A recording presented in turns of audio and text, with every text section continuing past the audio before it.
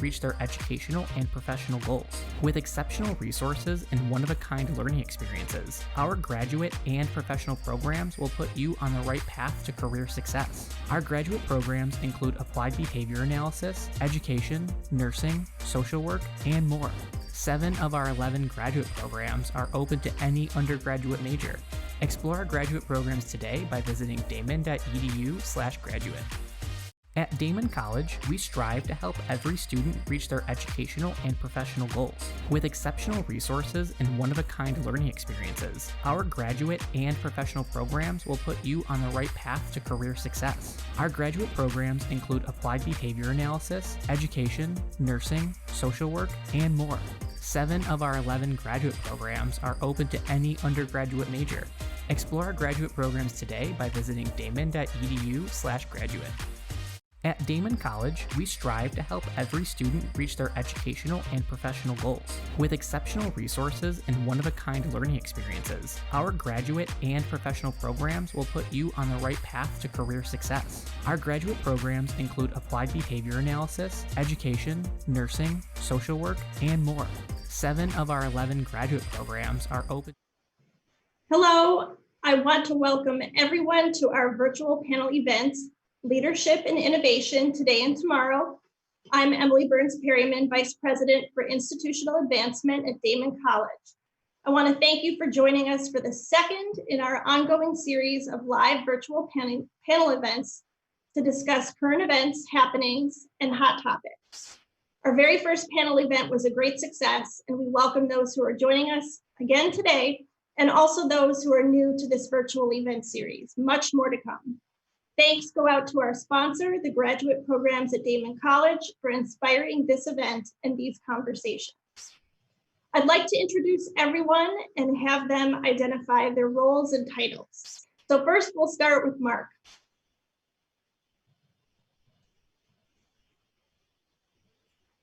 Hi, I'm Mark Adler. I am president of Why Not Marketing, also partner in the poutine restaurants in town, and I teach at both Daemen and UB multiple times over the course of the year.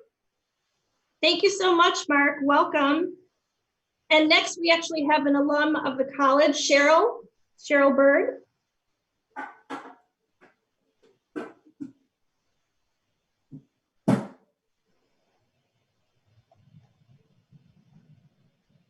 So we might have to come back to Cheryl, but next we'll move on to Jamil Cruz.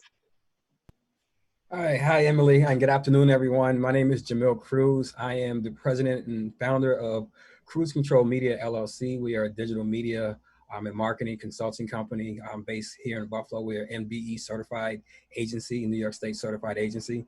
I'm also the digital communications manager for Say Yes Buffalo. Been in this role now for about a year after coming from working in government and communications in government for about 7 years, and pretty active in the community as well. And I'm just happy to be here. Thank you so much for joining us. Thank you. And next we have Felicia Dove, who is also an alum. Hello, everyone. I am so excited to see you all. Thank you for joining us. My name is Felicia Dove. I am an alum of actually this exact program. Prior, it was called the Executive Leadership and Change Program. So I have a master's degree from Daemen, class of 2015. I am the owner of Black Monarchy. I'm also the executive director for the Black Monarchy Foundation. We're a global artisan and fashion brand that pretty much create spaces to alleviate any pressures of racial injustice, social justice issues, and just really all in all, helping and supporting our community. Welcome, Felicia. Thanks for joining us. And next we have Deja Mormon, who is actually one of my coworkers here at Daemen. Deja. Hello, everyone. My name is Deja Mormon, and I'm the Assistant Director of Diversity and Inclusion here at Daemen. Thank you for joining us. And another one of my coworkers here at Daemen, Dan Shanahan. Thank you, Emily, and hello, everyone. As Emily mentioned, I'm Dan Shanahan. I'm a professor at Daemen College. I run the Entrepreneurism program. I'm also co-founder and artistic director of Torn Space, a contemporary performance company. We're housed on Fillmore Avenue on the city's east side. Thank you, Dan. And I'm going to go back to Cheryl. Cheryl, introduce yourself.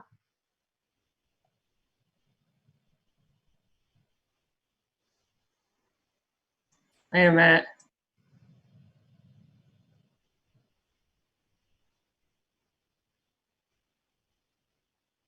Oh, I think Cheryl, you're muted. There you go. Is that better? Yes, welcome. There we go. Okay, sorry about that. I'm Cheryl Byrd.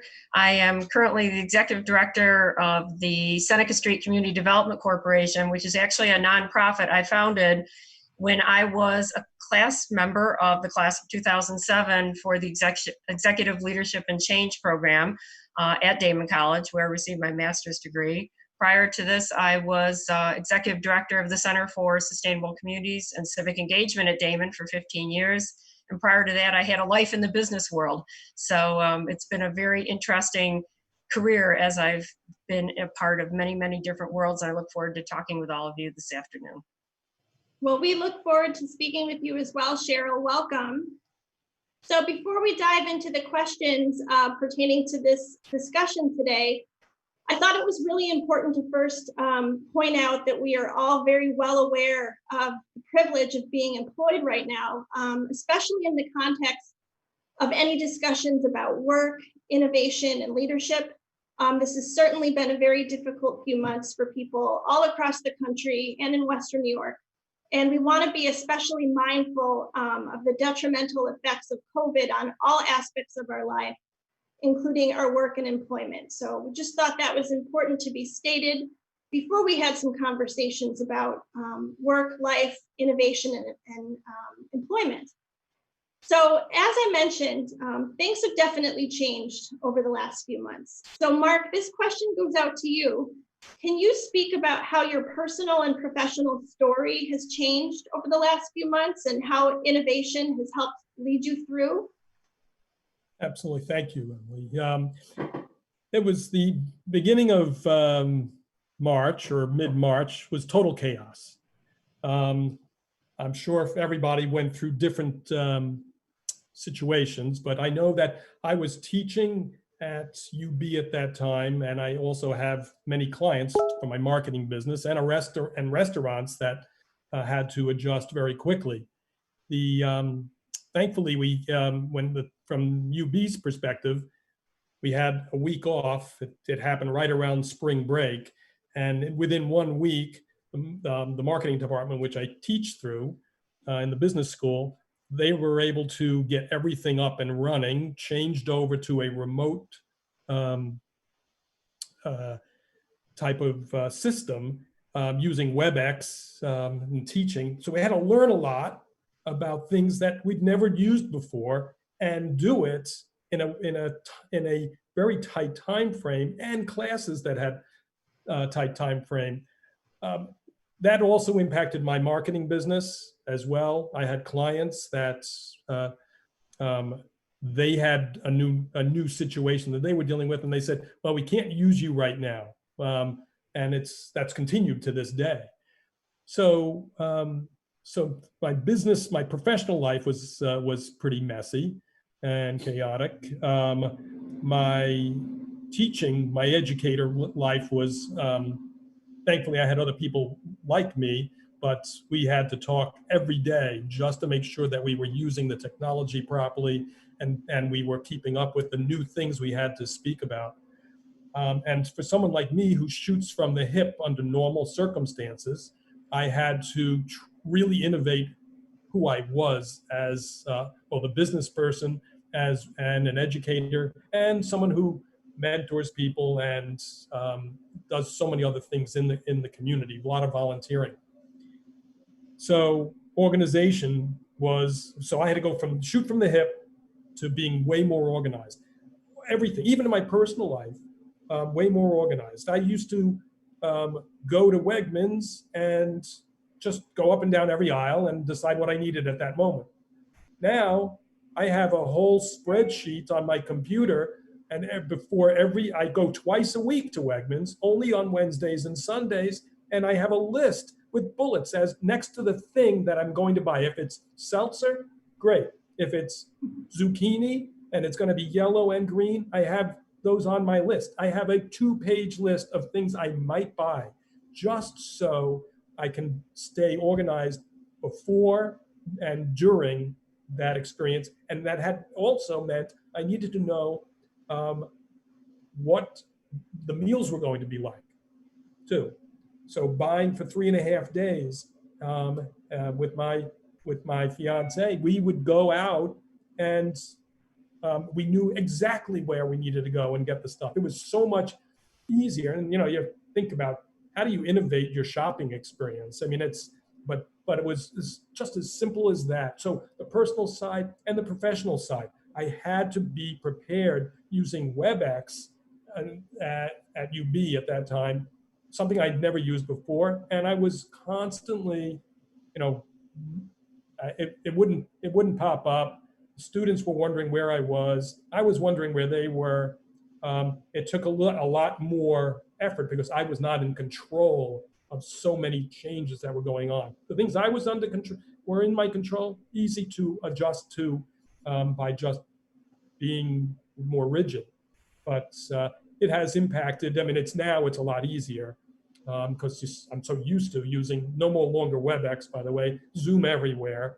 Every meeting I have is Zoom, except with one that I have by phone.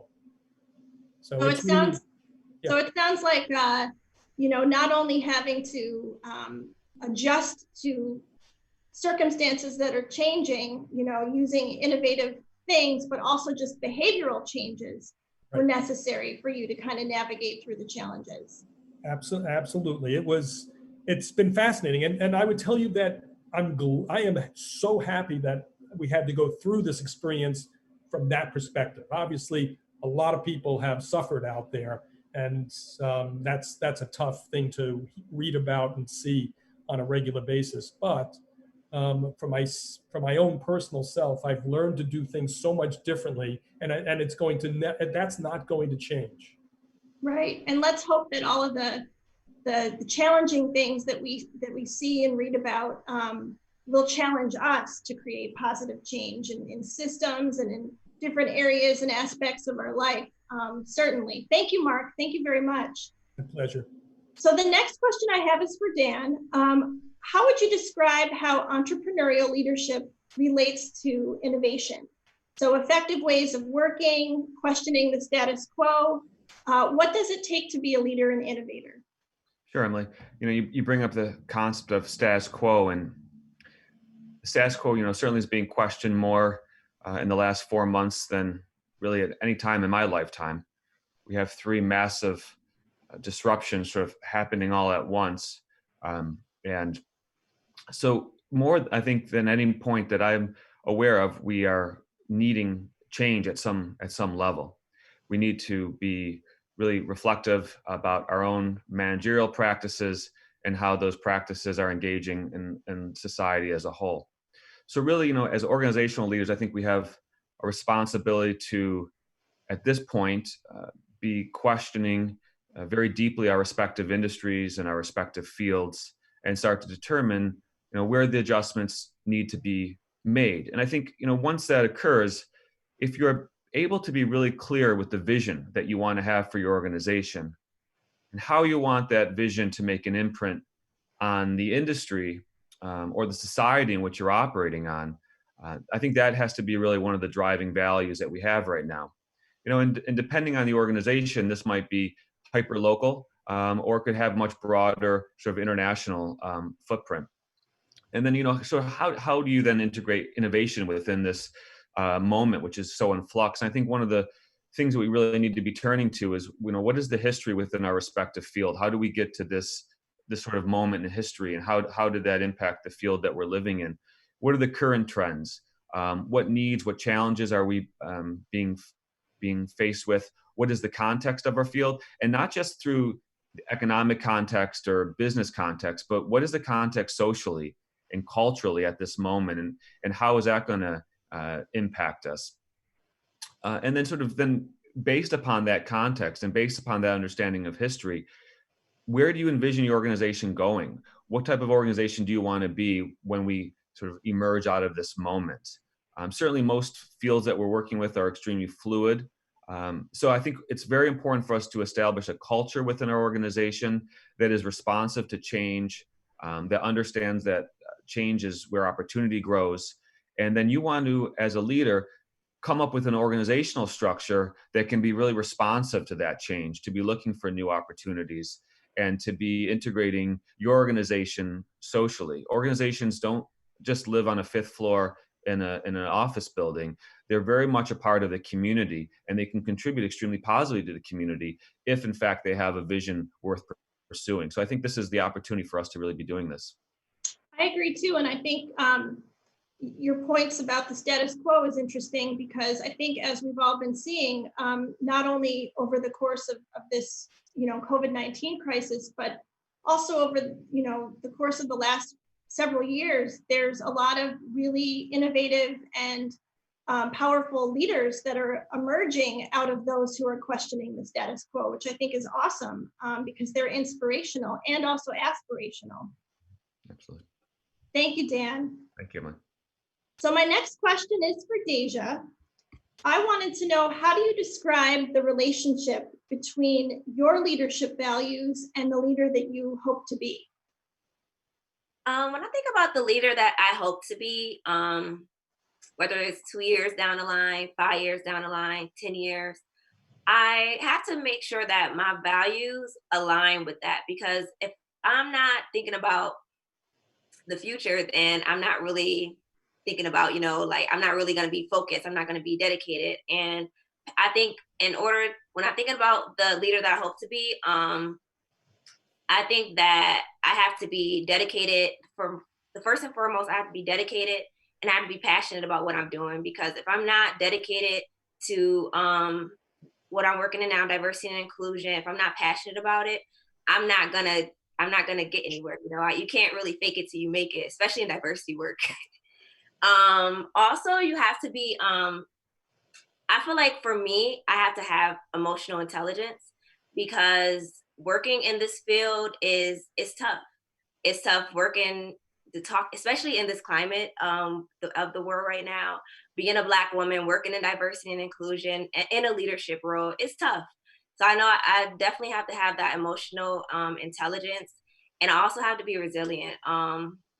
I think with COVID going on right now, like, all of us have to be resilient, and we have to, know how to quickly recover from these setbacks, these transitions, and everything that's going on. So when I think about my leadership values and how they align with the leader I hope to be, I feel like they're one and the same for me. I agree, Deja, and I think back to times in my past work experience where, for example, I worked on a rebranding, and the company really wanted to dive into what are the key values of the company, and how do those key values influence not only what that company put out into the world in terms of communications or advertising, but also, more importantly, how do those key values influence the operations of that organization. And then since then, I've learned a lot about nonprofit leadership, and the concept of working within a mission-driven environment. And for me, that's been really important. After kind of going through those experiences and learning the importance of values and how that kind of relates to my everyday work, I kind of use that moving forward now every day. So I think the two, when you're a leader, if you can connect your key values to how you work your everyday job, that makes it meaningful work. So I totally hear you and agree with you. So we're going to take a very quick break and be right back. So we'll see you in a minute. Effective leadership has the power to transform individuals, teams, organizations, and the world. That's why it's critical to receive an education that provides a solid foundation. The Leadership and Innovation graduate program at Daemen College works to empower students, foster their creativity, and promote collaboration. Students gain the skills that enable them to lead rapid change in an increasingly complex global society. Learn more by visiting daemen.edu/leadership-innovation today. So we're back. Thank you so much. I wanted to direct the next question I have to Cheryl, and that question is, in what ways does it impact your leadership to begin with the end in mind? Okay. Beginning with the end in mind, for those of you who may not be familiar with it, is Habit 2 of Stephen Covey's wonderful book, which is one of the backbones of the Executive Leadership and Change of the Leadership and Innovation program, called The 7 Habits of Highly Effective People. And just a brief definition is, to begin with the end in mind means to start with a clear understanding of your destination in life. And each day of your life really has to contribute in a meaningful way to the vision you have as to where you want your life to go, as in its whole self.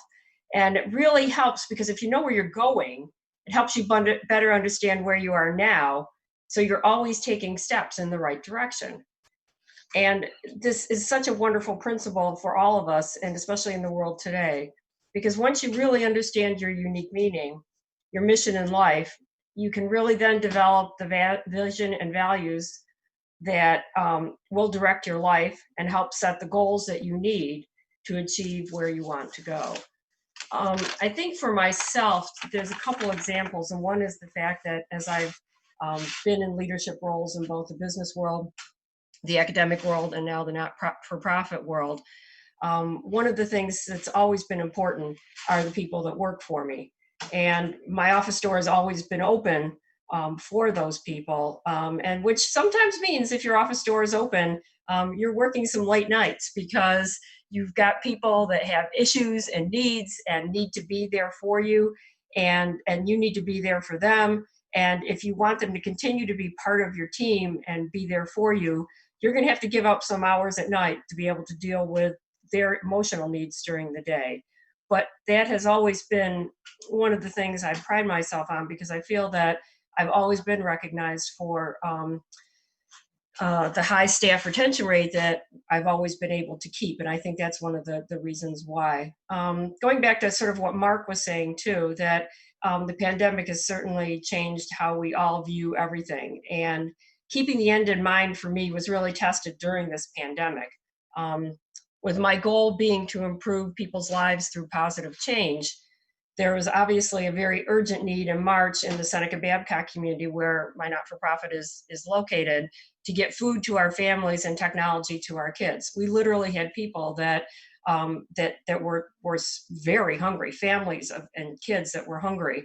And we had kids that had no technology, no computers, no internet access in their homes. And it was such a need that we were all, both the staff and volunteers, working 10, 12 hours a day to try and meet these needs, which are pretty urgent needs when families are hungry. But at the same time, there were some really wonderful opportunities presented by our local foundations here in Western New York to apply for special COVID grant funding.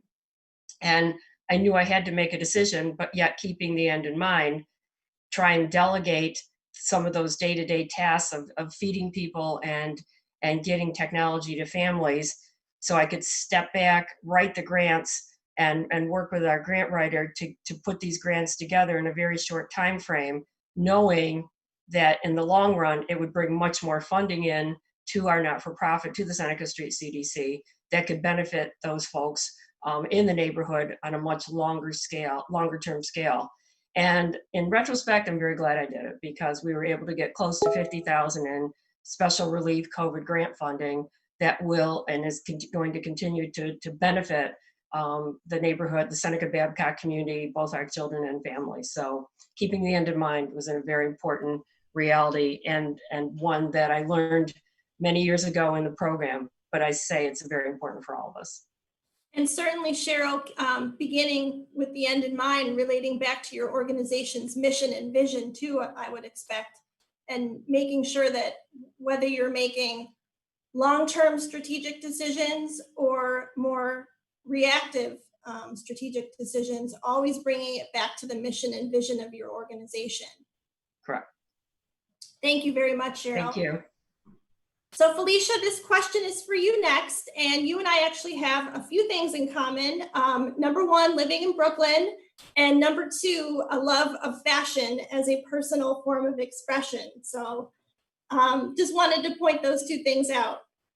Now, Cheryl had actually pointed out Stephen Covey's book, The 7 Habits of Highly Effective People. And in that book, which I recommend that anybody who is interested in leadership or management read, in that book, his habit number 5 is we seek first to understand, then to be understood. So in what ways has this habit number 5 influenced your leadership and your business? That's an excellent question. Again, I also recommend that book to everyone. For me, well, let me give my response a little context because you have some innovative leaders. I am an ENFJ. I remember that from our program. So for me, I'm a transformational leader. And what that means is that my goal is not just to be heard, but to create leaders around me, to empower people around me, to give people permission in a way just by being, by existing, that they have permission to change the world in whatever facet that they can, whatever sphere of influence that they have. So when you think of the idea of first having people understand versus you being understood immediately, I would say it's about the actions that you take. People understand more about what you do than necessarily what you say. And the imprint that you leave on this world is, I mean, it makes all the difference in the entire world. When we think of COVID and everything that's happening right now, I would say navigating this pandemic, which is actually on this world, is, we're dealing with racial unrest at its height. I think of a height that's probably never been experienced, at least in my living experience. You have that, and then you have COVID, in which, you know, people of color are being diagnosed at higher rates than anyone in the entire country. They're dying at higher rates because of COVID. So when you deal with all of these things, it's important that whatever your personal mission, vision, and values are for your organization, for your business, that the actions that you do speak to the unrest, speak to what the economy needs, speaks to what the community needs, and meeting those needs. And from that, I believe people are able to understand specifically what you're trying to give to the world, and not necessarily for your own platform, but to really be a pillar of strength, a pillar of hope, some courage, faith, even during this time, and for others to be able to grasp that concept of the things that you give to the world. So that's pretty much what I do, what I'm trying to do, which I encourage other people to do. Sometimes we have the big blowhorn in front of our own mouths so people can hear me, look at me, but it's actually the grassroots actions that you take that I think permeate the earth a lot differently and have more lasting impacts. So when I think about that habit number 5 and that phrase, we seek first to understand, then to be understood, I kind of think immediately about how empathy plays a role in that. So I wondered, you know, if you think about the concept or the feeling of empathy, talk to me a little bit about how you integrate that into your entrepreneurial pursuits to be successful. Yeah, so empathy, for those who, I know it might sound like kind of elementary, but some people confuse sympathy with empathy. And what empathy means, it's to be able to put yourself in someone's shoes, even if you haven't had that exact lived experience. It's really about kind of understanding from their perspective what it would be like to deal with the intersectionalities of maybe race, class, gender, health, sexual orientation. There's a lot of different things that people are able to empathize with that can allow you to step into shoes that might be unfamiliar. And so for us at Black Monarchy, our tagline is Origin of One, which really celebrates that we were one human race that dispersed into, you know, around the globe into different diasporas. And the reason why empathy matters in that aspect is because if you can see yourself in someone else, then the hate that comes or the disagreements that come are a lot less toxic. It's more of understanding what a person has been through, how that shapes who they are, how they view the world, and how you can not only assist in amplifying the voices of the unheard, but how you can also be an ally during times like this, or even just in your normal everyday walk. So for Black Monarchy, we are really, really, we have poignant points on how to build communities up, regardless of how we see the communities, we look at more what's happening around, what are the systemic things and the oppressions that are happening that kind of trickle down into food deserts, what's happening in support healthcare systems. And empathy, I think, changes the scope of everything when it comes to innovation, because you have to go outside of yourself to create space where there's some commonality, to create space where there can be open conversations, to create space where humanism is our number one priority, our number one goal. You know, we all bleed red. If for nothing else, we can all agree that the blood that we bleed is the exact same color. Thank you so much, Felicia. No problem. So my next question is for Jamil. How has COVID influenced your marketing and social media? And how has entrepreneurial leadership helped you navigate this crisis and prepare you for the future? Sure. Well, first of all, again, thank you for the opportunity to be here today. So, you know, one of the advantages that I think that I've had, you know, over the years is always being a bit forward thinking. So, you know, to be honest, like these last several months through this COVID crisis and this pandemic, I haven't had to pivot too much because, again, I've always been somewhat forward thinking and when it comes to adopting new technologies and innovative ways of doing things. I think one of the challenges that I come across is making sure that I'm educating my clients on the importance of adopting digital technologies as a primary part of their business model. I think with that, another challenge that we're seeing right now is companies and businesses who are just comfortable with like the business as usual type model and refuse to be innovative in their approach. And I think what we've been seeing over the last several months is the unfortunate demise of a lot of those companies and such that, and those businesses who refuse to adopt new innovative ways of doing things. So, I mean, I really implore people, I employ businesses, companies to really look at your approach, look at your model, and make sure that you are, constantly finding ways of being innovative, because that's going to be the thing that's going to make sure that you have long-term sustainability, when it comes to, trying to do business. I think in terms of entrepreneurial leadership, I've tried to adhere myself to a few principles that kind of set the tone for the way that I do business and the way that I lead. I feel like that a successful leader will always have one eye kind of toward the future, if not both eyes. I think, we think kind of like several steps ahead on every problem, and always are looking for new growth opportunities. I think this future-focused mentality is useful for multiple reasons. I think for starters, it limits the temptation for instant gratification. So rather than taking that easier, that shorter route, true leaders and entrepreneurs, I think, are willing to make the sacrifices for a brighter long-term future. But we're also more inclined to apply those long-term fixes to problems rather than just relying on like patchwork fixes.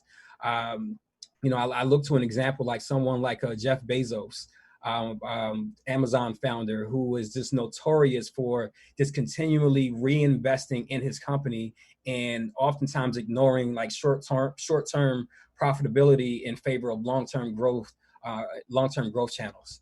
I think another principle for myself is that I think myself and other leadership practice is really adopting the spirit of perseverance, right? And we've seen this now over the course of the last several months that, things that, when it comes to leadership and entrepreneurship, you experience those inevitable ebbs and flows. It's like an emotional roller coaster, right? So you have to understand that when the going gets tough, the entrepreneurial leader is the one who perseveres, and true leaders, we just simply don't quit. We don't have quit in us, So we think that we're going to find a way, no matter what, So also too, I think another principle that people should look to adopt is really looking to develop your skill set and have skill set diversification.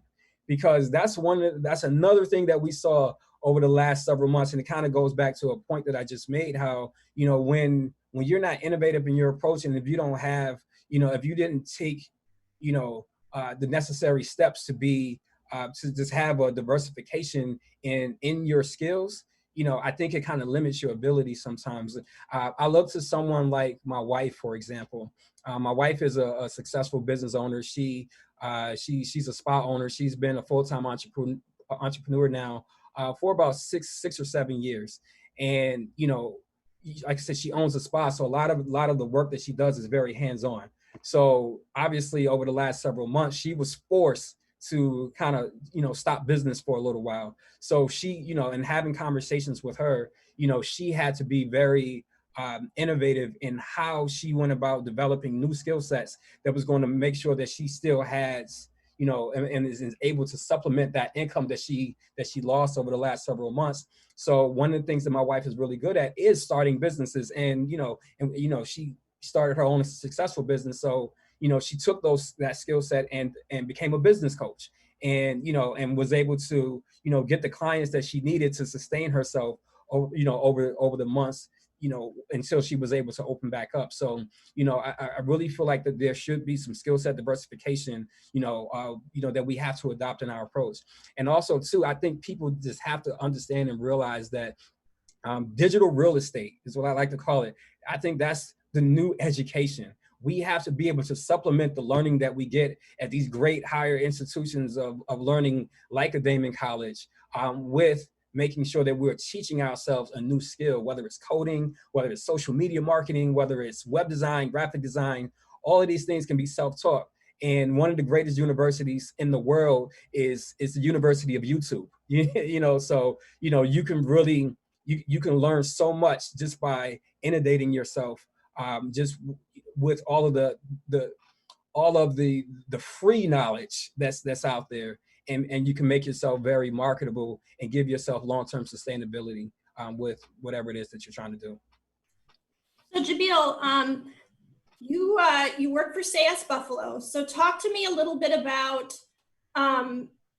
observing and listening to different generations of students and how you apply what you see and hear to how you operate, or even how you might talk to different generations of students about the concepts of leadership. Sure. There was a great philosopher one time. He goes by the name of Kanye West. He once said that, you have to listen to the kids. You have to listen to the kids because, they are this next generation. So all of the advancements with technology and such, these are going to be the ones, they are the adopters of these technologies and such now. So they're going to be the ones who are going to be leading the future. So, I feel like that they have a keen sense on how they want to see the world and how they want to see the future shape. So I think we have, as this slightly older generation, we have an obligation to make sure that we are listening to young people. And I know that's one thing that we do very well at Say Yes, is really making sure that we are constantly including young voices in a part of the narrative that we're looking to put out there about young people and such. So they have to be a part of the conversation. We have to go beyond where it's just us talking to them, but actually including them on the conversation as well.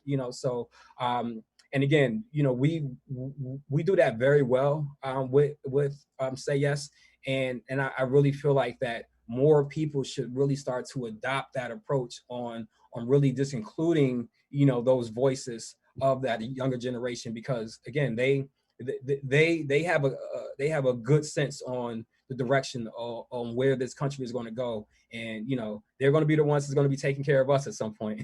So we have to make sure that they're included in the conversation. Absolutely. And one of the comments that I saw come in says, any company that wasn't already looking toward being more digital and using technology in new ways before COVID, we're already falling behind. And I think that's very true. And the same can be said about any company, organization, or institution that isn't paying attention to, observing, and listening to the generations behind them. Because you're right, they are, to sound cheesy, our future. Yeah, and they need to be involved in the conversations that we're having, and we need to understand how they talk and what they say and how they interact and how they use digital tools in order to kind of all cohesively work together. Yeah, and you know what, Emily, I put up a post on Facebook maybe about 2 weeks ago, maybe 2 or 3 weeks ago, and it just baffles my mind now how if you are in business and you sell a product and you don't have an e-commerce platform for your business, to me I just don't. I really feel like that's like it's business suicide. And we're seeing that right now. We see a lot of companies who, and these are like big box companies that have been around for generations, and they weren't innovative in their approach, and unfortunately they met their demise. So I really need people to understand that they have to adopt, new ways of doing things, really not being afraid of digital technology. It won't hurt you.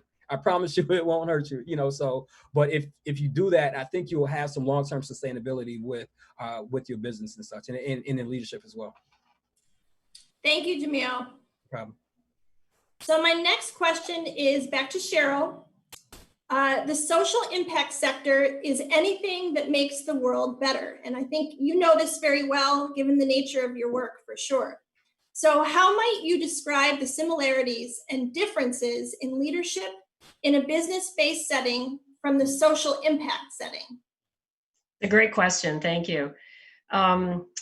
There's similarities to me. The number one is that whether you're in a business setting, an academic, or a social impact setting, you have to lead people. And people are people, and people can be difficult, people can be amazing, but people are going to have their issues and problems, and you always need to be there as a leader to continue to help them to grow personally and professionally, no matter what setting you're in. I think another similarity is that there's always one of the things that is taught again and again in the program, in this wonderful master's program, is leadership versus management. And management can many times be much easier than leadership. Management is just getting a few basic things accomplished. Leadership is looking at the vision, looking at where you want to see your organization or your not-for-profit.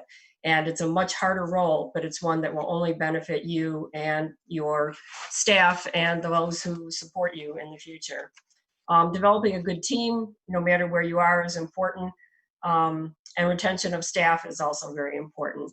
I think also, and I would like to talk about this a little bit more, that really understanding your leadership style and realizing that a leadership style can cover the business world, can cover the social impact sector world. It's all of really understanding who you are.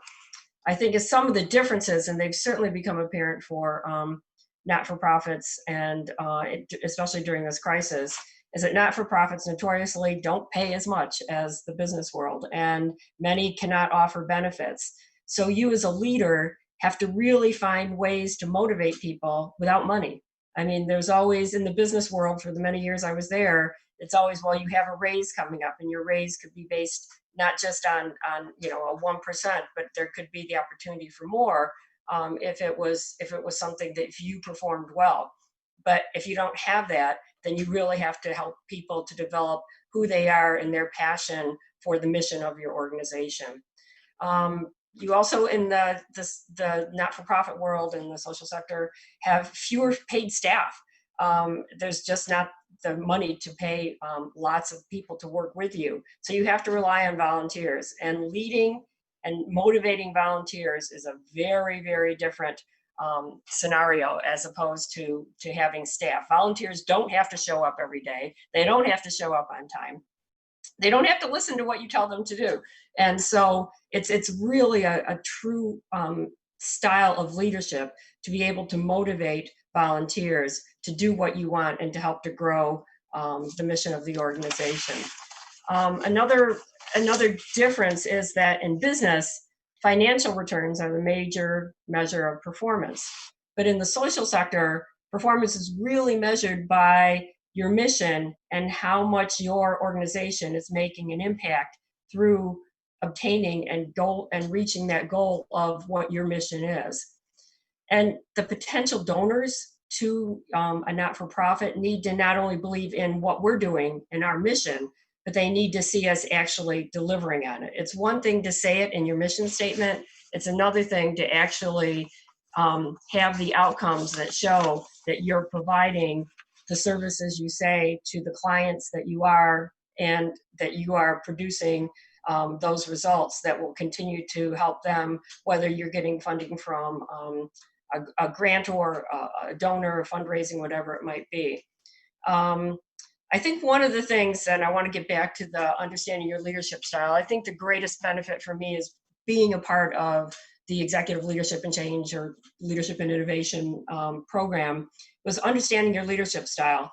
For many years, I tried to be a style I wasn't. I tried to be a very autocratic, top-down, authoritarian person because that was the role models that I had and I saw. But I knew it wasn't working for me. And being part of the program allows you to really see the different philosophies of leadership and find the one that really is best suited to you. And for me, that was Robert Greenleaf's wonderful philosophy of servant leadership, which he developed in the 1970s. And probably the 5 main parts of servant leadership, which I think are more important now than ever before, are ones where servant leaders are first and foremost outstanding listeners. And they have to listen to what is being said in their organization, outside their organization, not only but what's being said, but what's not being said. Because that's how you can continue to grow and lead your organization, by understanding what's also not being said and trying to delve into what that is and how to better deal with that. Another philosophy of Robert Greenleaf's through servant leadership was empathy, and really understanding your staff as people and looking at them and first as people and then as employees, because again, that is going to provide the growth you need in an organization to really allow it to reach its mission, both in the business and not-for-profit world. Another philosophy of Robert Greenleaf's that I found so beneficial was understanding that persuasion is really convincing and not coercing. And so if you use persuasion to gain consensus, which was something I always did, but never realized was the best leadership philosophy for me and for many others, that you're going to often gain a greater consensus because you're not telling or coercing people what to do, to be part of. You're actually involving them in the process of making the decision and being a part of the end outcome. One of his other great philosophies is conceptualization, and we've talked about that a lot today, where you're not getting immersed in the day-to-day operations, that you're looking towards the future and you're dreaming the great dreams that are going to allow you to continue to grow towards what you need to be personally, what your organization needs to be professionally, and how you're best going to meet the needs of those that you serve. And then the final one I think that was most beneficial for all of us today is commitment to the growth of people. And how do you help people grow personally and professionally in the world today?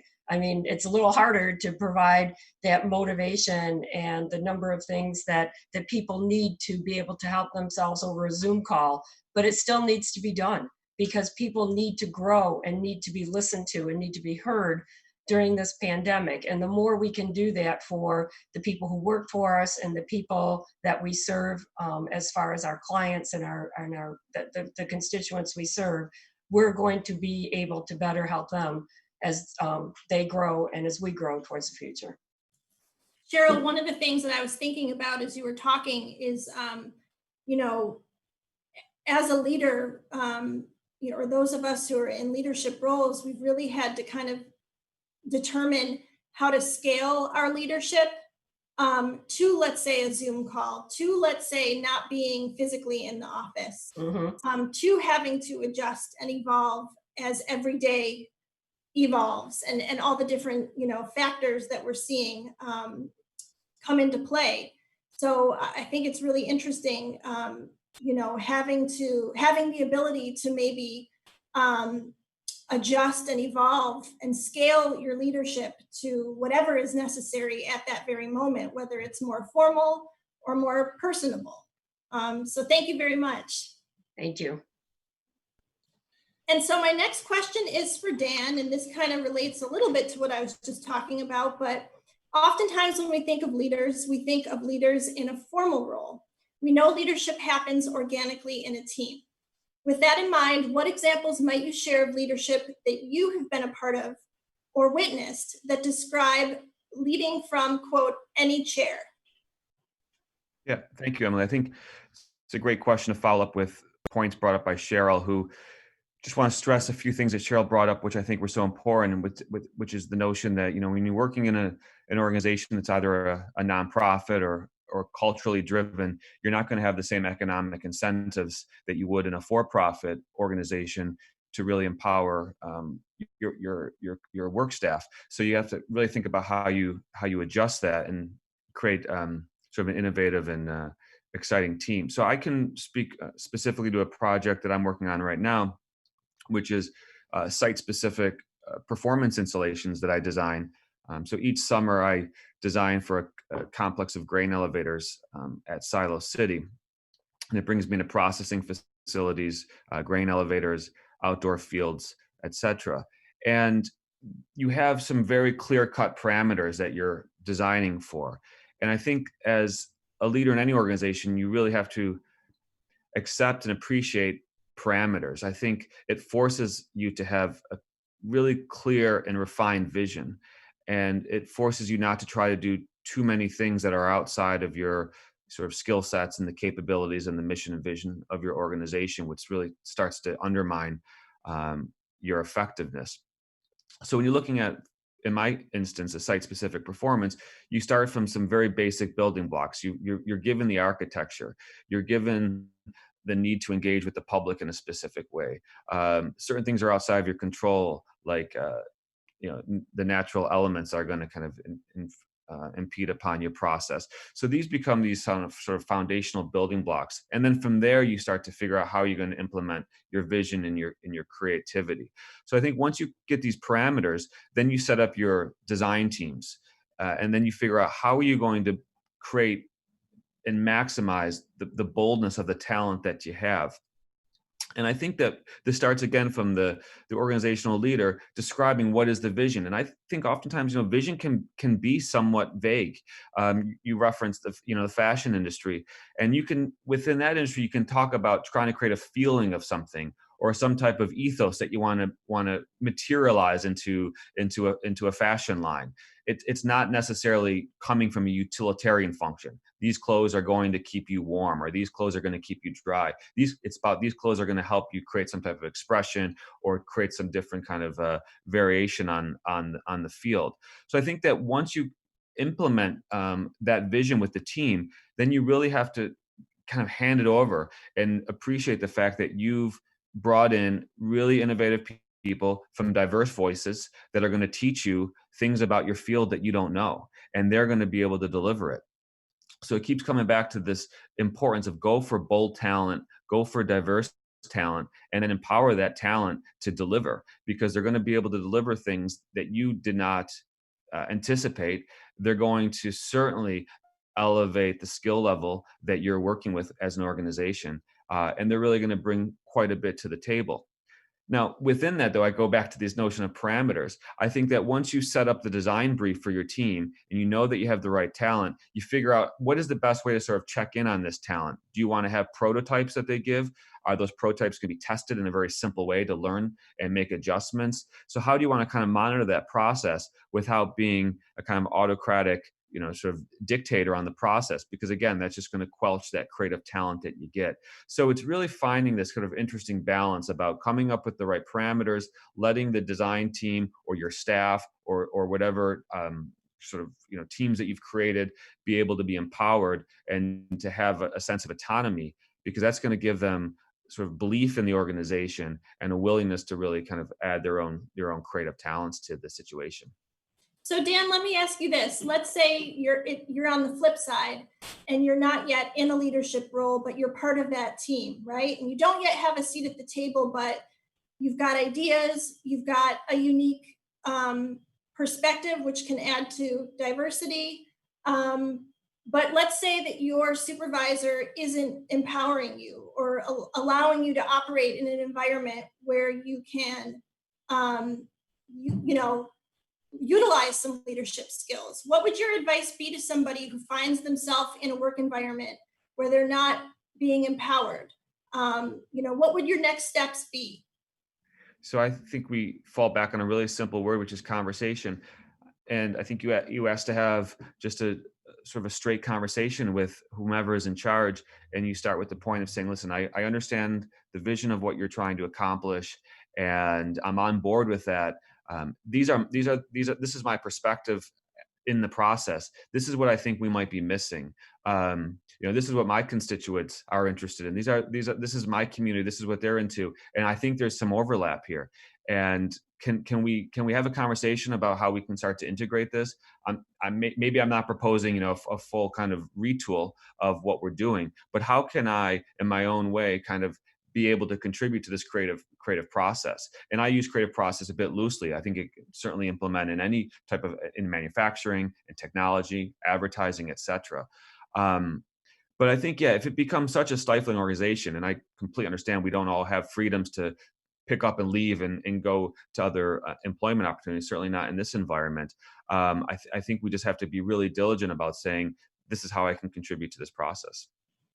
Yeah, I think I would say diplomatically speaking up, and also looking for allies, looking for mentors, I think is also a good suggestion.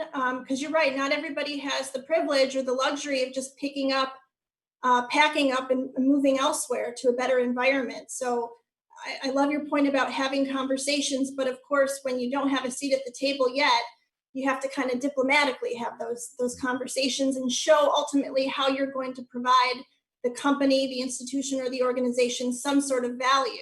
Yes, and you look for small wins. Again, trying to keep building confidence in whomever is your, I hate to use the word superiors, whoever's the kind of management of your team, showing them, listen, have confidence in what I'm doing. I understand the process, and let me have a little autonomy. Thank you, Dan. Thank so you. My next question's back to Felicia. Leadership is all about relationships. Leaders have emotional and social competence. Can you talk to me about managing social relationships within the community, and maybe how that has benefited your entrepreneurial pursuits, or even beyond that? I think that's huge. That's a wonderful question. Just in regards to anything and everything that we do is really based on relationships. I know that Black Monarchy's growth or success story is specifically based on relationships and the people who have bought into what our mission and vision is, which is really to create spaces of community, spaces of inclusion, spaces of information, and spaces of education.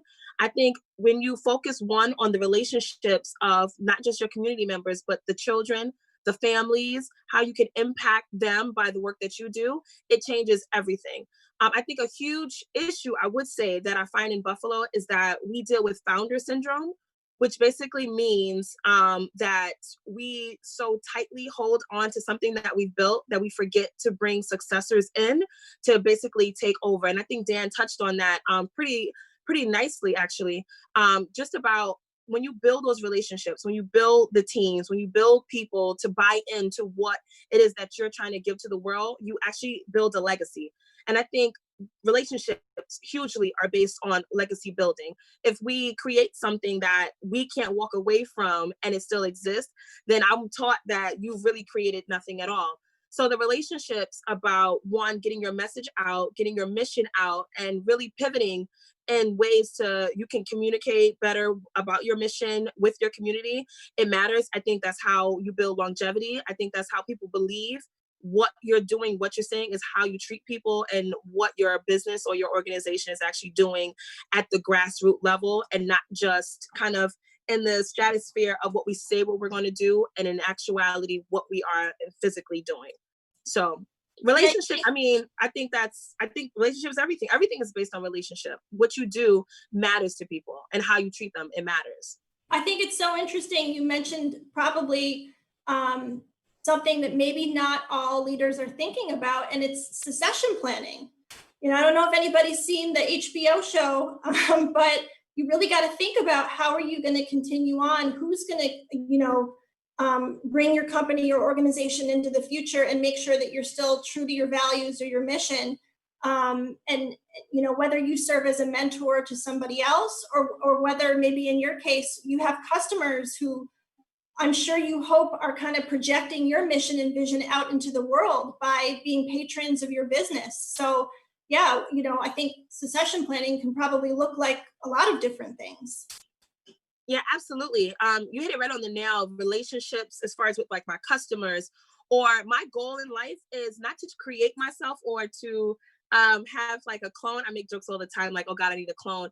But it is really to see a Felicia somewhere else, that when I'm long gone, they too have the ability to build relationships, carry on a mission of what inclusivity looks like, about what it means to give people of color in specific platforms and spaces, not to just create, but to be comfortable to exist, in that their bodies by themselves are forms of resistance, but accepted as lived experiences of what America has really created. So for me, it's like it's very important to build something that is long lasting, and relationships is a huge part of that. If you build something and no one believes in what you've done, you've pretty much have done nothing. But if you really get again to those grassroots levels and build relationships and build allies to help prove and create your mission and drive it forward, then it'll be long lasting, way beyond you. Yeah. Thank you, Felicia. You're welcome. And I have an interesting comment here. So building successors is key to volunteers. Progression always ensured the next person being there. Relationships are key. Very true. Yeah, I would definitely, I think a huge deficit that a lot of people might have, because you love your mission, you love your business, is that we don't do a successful succession planning. And I think you have to build relationships in your community, see the people that buy into what you'd like to do, and then go there. So when I'm thinking of employees, when I'm thinking of people who are going to run Black Monarchy or the Black Monarchy Foundation or Alabaster Box, which is our homeless outreach event, I think about the people that shop with me, because they've already bought in. So depending on whatever your sphere of influence is, whatever your organization or your company is, you first should look at who you are servicing and if they believe in what you're servicing, because that's a huge pool of people that can really carry your mission, because they've already bought in. They're already consistent customers. They're already not dodging your emails, they're checking in. And those people are the ones that believe in what you've created. And those are the ones that will be able to long live whatever you build. They can become the influencers that will hopefully capture the attention of others and keep it moving forward. Absolutely. Perfect example. I'm an alum of Daemen, and whenever Daemen asks me to do anything, I run, not because I'm indebted to you guys, like financially, but it's more so because I believe in the mission of Daemen. My time as a master's student in the Executive and Leadership and Change program changed everything for me. It taught me not just about what innovation can do, but how pivoting through innovation can actually have you be long lasting. It can have you permeate in fields that you otherwise thought you weren't able to. And it creates something that's so different that people gravitate towards. So for spaces like Black Monarchy, to Buffalo, it's groundbreaking because you have a space that's in, how do you say, it's like you have a space that's informative, that's educational. People come to shop, but people more so come to have these really, really hard conversations and to have a safe space to do so. And my ability to pivot during COVID and everything to say, okay, we still are going to exist. We are not going to close, because beyond clothing, I have a mission, and my mission is to uplift communities, uplift people, and teach them about themselves. Because once you have knowledge of self, you become a whole brand new creature. That is through building of relationships and people trusting the relationships that are being built. So I think tap into who your pool is already. A lot of people have those amazing people around them already, and we kind of overlook them because we're looking for something specific. So I say don't judge what that package looks like, but really open it up and see what's in there. And a lot of those good people are already around. We have a great comment from Alan Turner, one of our viewers. True leaders continue to work to create new leaders. So, so true.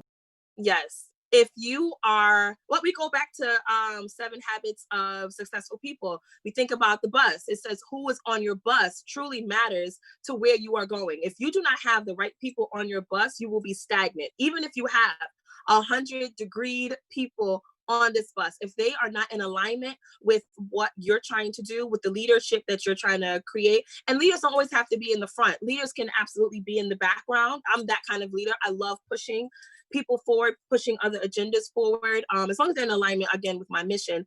But who you have on that bus matters to your longevity. So I implore everyone who's watching today, if you're creating something and you're building something and it is just you, it is time to really tap outside of yourself and see who is around you to help fulfill that mission, to get on your bus and have you keep going into the direction in which your legacy will continue. Thank you, Felicia. You're welcome. So my next question is for Jamil. How has understanding your creativity influenced your leadership? Innovation is the outcome of someone's creativity. Can you talk to me about this in your own world? Yeah, absolutely. One thing about me that I've always been just so captivated by is storytelling and just the art of storytelling. And I was that young kid. I know my parents, my brothers used to think that I was so weird because while they're out just doing boy things, I'm sitting at home and I'm watching the news. Because it's something about the media. I feel like the media are the best storytellers in the world, right? News media and such. But as I continue to just get older and advance in my career and such, I know I wanted to make that something that I wanted to do, but I didn't necessarily see myself working in like that traditional media sense, working in a newsroom or, for someone newspaper or anything like that, right? So, so I'm still trying to figure out, okay, how can I still be able to have this platform where I am able to kind of tell stories, tell my own stories, help others tell stories and such, but not necessarily in that traditional sense. So for me, that innovative way for me to approach that was through, I was introduced to podcasting, several years ago. And, it was just something I just love listening to a lot of podcasts and such. And then, I started to think, I can do this. I think I have a story to tell. I think I have a captivating story to tell. So, I created my own podcast and, got some traction with it, and I just love the way that we were able to just tell the stories in the format in which we were able to tell them. And not only, was I able to start my own podcast, but I was able to help others start theirs. And, for me, I eventually, and what I'm working on right now is creating a network, a podcast network, because here I am, I'm still in this media space, right? But I'm still able to, tell those creative stories and such and have others be captivated by the storytelling in a number of different arenas and such. So for me, I wanted to make sure that, I was still able to do what I love to do, but just on my own terms, right? So, and I think that, when you understand that creating your own pathways to, when you understand that the more creative and innovative that you are, the more long-term success that you will have. I think so. Rather than constantly chasing like that next big idea or that's in your industry, I think you should bring creativity and innovation to what you're currently doing and what's directly in front of you. I was having a conversation with a friend a couple of days ago. I helped her start and launch a business here, and one of the things that I was telling her is that when it comes to like starting businesses and such, there are really like no real new ideas under the sun. I think people just find innovative ways of doing things that's already been done and just putting their own spin there, and putting their own approach to it and making it unique in that way. So, I want people to understand that, there's no real, innovate. I'm sorry, I've lost my thought for a second. But when it comes to innovation, you just have to be very creative in your approach. And I think that, when you understand the pathways to your own success, it's a daunting task, but it's so worth it. It's so worth it. When you're able to create your own opportunities and such, it's, again, when you don't have that, that traditional mechanism to kind of help you around, being creative and such, it's a hard task, but it's so worth it at the end of the day, because this is something that you created. This is something this is a passion project or whatever it is that you want to do. And, and you have something, I think Felicia talked about this earlier when you talk about legacy. This is a legacy that you can point to. It's something that you created. This is something that, that's your baby, right? So, a couple of things I would like people to understand as well is that, being creative really gives us like opportunities as well to try out new ideas, new ways of thinking and problem solving as well. And I think creative activities kind of help us acknowledge and celebrate our own uniqueness and diversity as well. And I think lastly, just creativity really encourages self-expression. It's a way to like create something from personal feelings and experiences. So, I highly encourage people, like if you have that idea, if you have something that, that business that you wanted to launch, do it. Just go after it, and just be, just be innovative in your approach. And I think you'll have some long-term success with it. I think one of the things I've noticed paying a lot of attention to social media and a lot of attention to emerging platforms on social is that a lot of people might believe that they're, quote, left brain or right brain. And I'm either a more analytical person or I'm a more creative person. And the way I see it is I look at generations behind me and I think so many of them don't even understand the amount of creativity that lives right inside of them. Because if you watch, different generations use social media, they use it in the most creative ways. They use it to make statements. They use it to be sarcastic. They use it to communicate with one another. They find all kinds of innovative ways to use apps to thread together stories and communicate information, put social commentary out into the world. So whether, you're a more analytical numbers person, whether you're going to college to become an accountant or a graphic designer, all different people with different levels of skill and different levels of confidence in the type of creativity that live within them are really awesome on social media. Like they're doing so many cool things. And I especially noticed this on TikTok. Yeah, absolutely. And one of the things that I think people really need to understand, I think my generations that preceded me, we were often taught to, and you just mentioned it, kind of looking at things from just a black and white perspective. Either it's going to be this way or it's going to be that way. And I think with this younger, this emerging generation now, they are really masters of coloring outside the lines and still creating masterpieces, right? So, and this kind of goes back to what we were talking about earlier about, really listening to young people, right? Because I'm telling you, the things that you mentioned, like TikTok and the creative, innovative ways people are able just to come up with things, it's simply mind-blowing. It really is mind-blowing, just the way and the creative approach that people take when it comes to just being able to entertain us. I know I get a lot of my entertainment from social media, right? And just watching how people develop new challenges around something and using, sometimes older music and reintroducing that older music to this, to a newer generation and really kind of bridging that gap there as well. So, I just think that we absolutely need to make sure, again, going back to that point,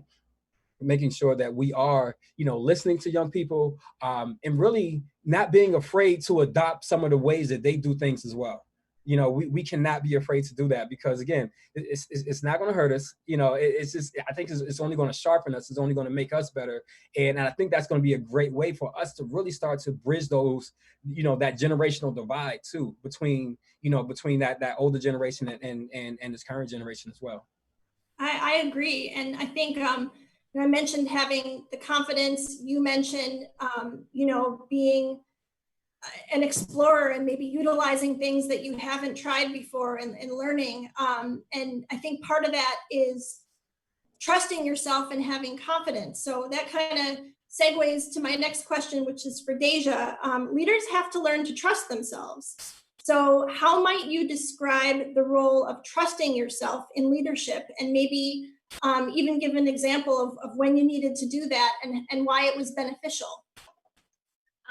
That's a good question, Emily. And it falls, like you said, the first thing is having that confidence, because if you don't really have that confidence, you can't really be a successful leader, or you're not going to be a leader for long. And I just feel like if you don't really have that confidence, it can show up in multiple ways. Like, for example, just one little thing for me is like, not hitting snooze in the morning.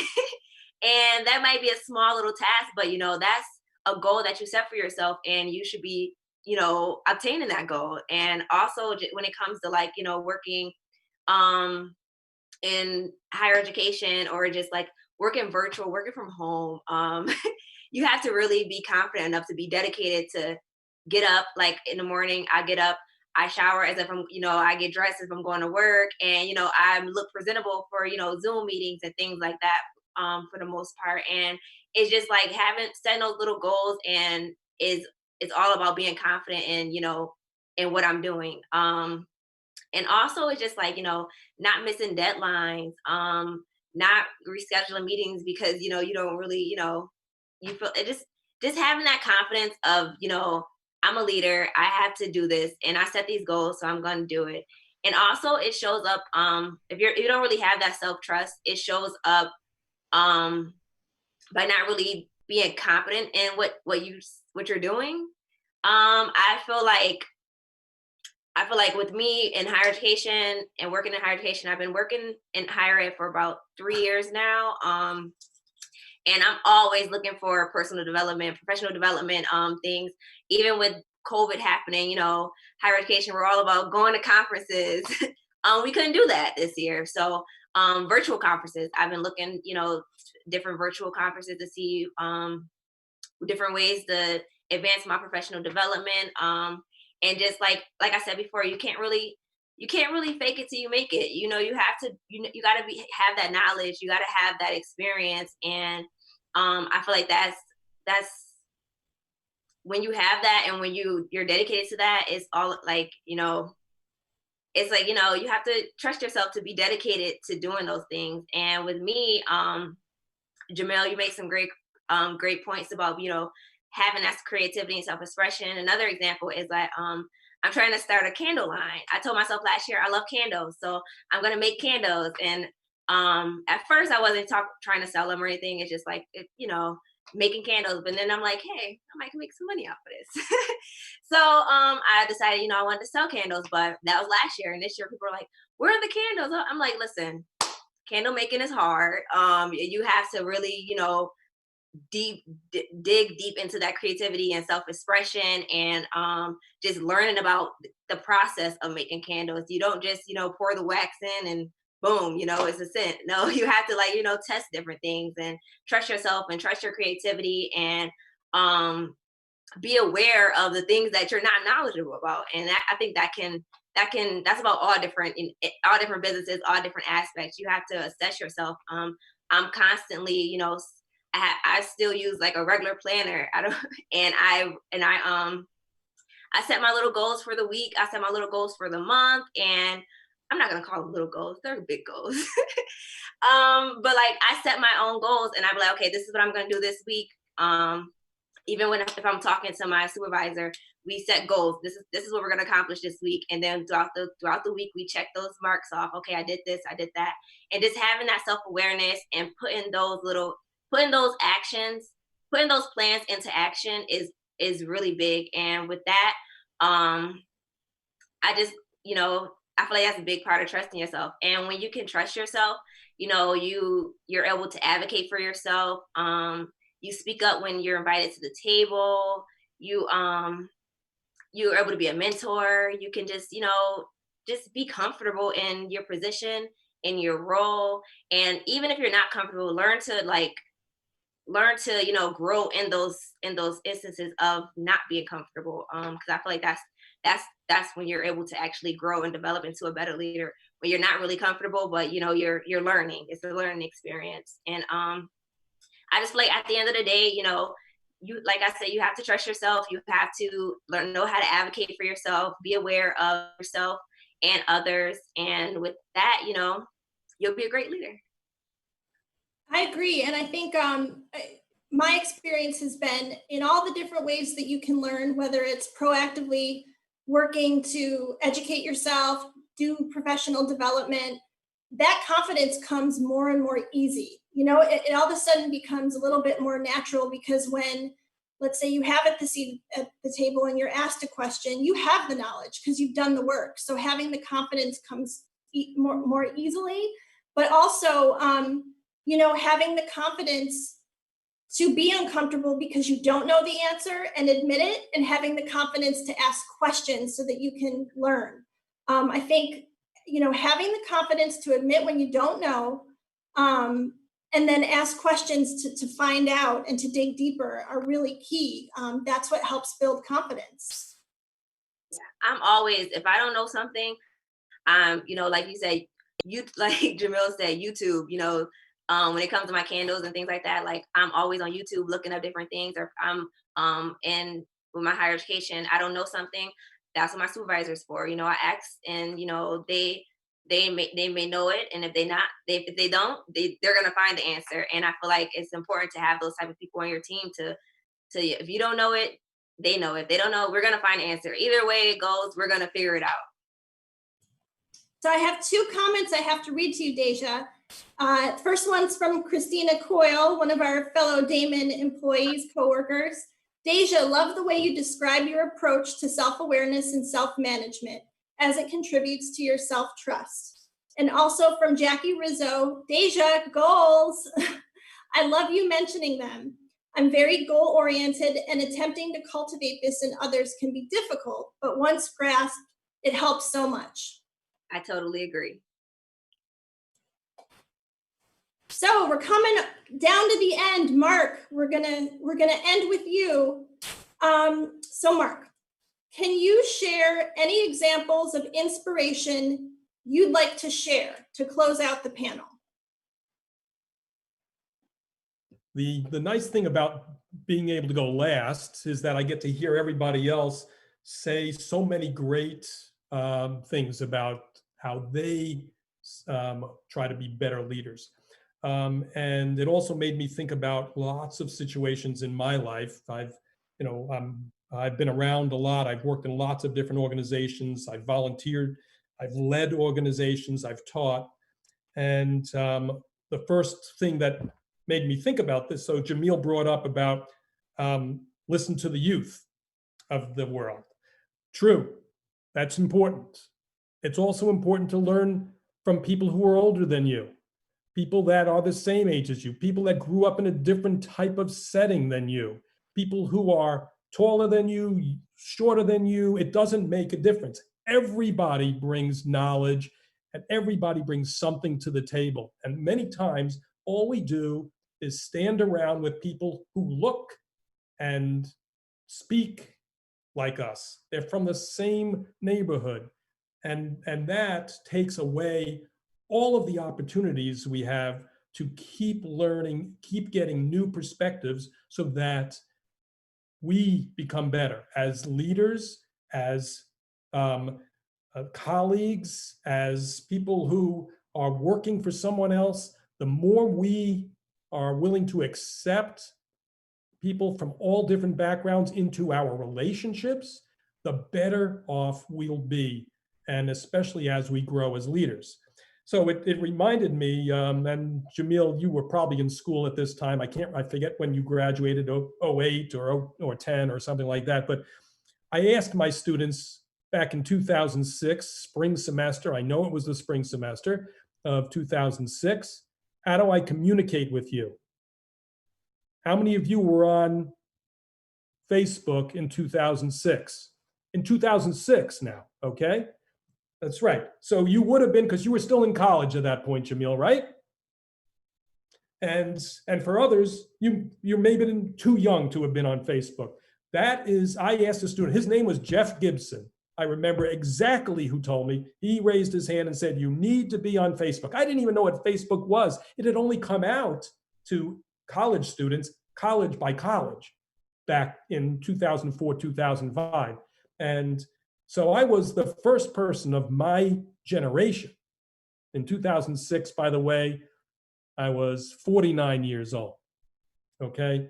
And, well, maybe even older than, no, 49. And I learned that Facebook existed. I got right on it while I was still in the classroom. I signed up for Facebook and I wanted to learn. So clearly what Jamil was saying earlier about speak to the youth, absolutely. But does for a youth, someone who's a youth, well, I don't care what age that is, and everybody, I consider a lot of people my kids at this point, is what do they need to do to help themselves move forward? Because they don't necessarily always trust people who are older, but they need to learn that someone older than them isn't just a gray hair. They have experiences that those younger people never will get because things changed, but it gives us perspective. So anyone sitting here, if you think back 5 years ago, what were you learning or what were you bringing to the table? It's important for you to understand that your learning never ends and that you can always teach people at any stage and you can always learn from people at any stage. So it's really important. That story will never leave me, this story about how do you want me to communicate with you? That's important. And I say the same thing to my clients. I say the same thing to my customers at the restaurants. I mean, it's this, I want to constantly be learning from everybody. It doesn't matter what religion, what color, what gender, doesn't make a damn bit of difference. It is that we have an opportunity to keep learning from anybody that isn't you. And that's really important. We're all marketers. So every single one of us, if you don't have marketing in your title, it doesn't mean you're not a marketer. You are a marketer. How do you differentiate yourself? How do the people you are trying to teach, how do you teach them to differentiate themselves so that they can continue to grow? So Mark, there's a potential idea for a future virtual panel, personal branding, and Yes. what that means to your career. Absolutely. Happy to be on that panel. Well, thank you so much. We're coming up to 1:30. It has been an awesome conversation. I really hope that everybody who is listening in got something out of this. I want to especially thank all of our panelists and everyone at Daemen who made this panel possible today. In particular, our sponsor, the graduate programs at Daemen College. If anybody is interested in learning more about those, you of course can find more information at daemen.edu. Know that education is really the key to learning so much about yourself, others in the world, and moving forward. Want to tell everybody to please keep your eyes peeled for more interactive virtual events that are going to be coming soon. We just may have uncovered a great new topic. You can pay attention to Daemen's social media channels on Facebook, Instagram, Twitter, and LinkedIn, for example, for updates as to what's coming up next. And I just wanted to thank everyone again so much for joining us. So thank you and have a great day. Thank you.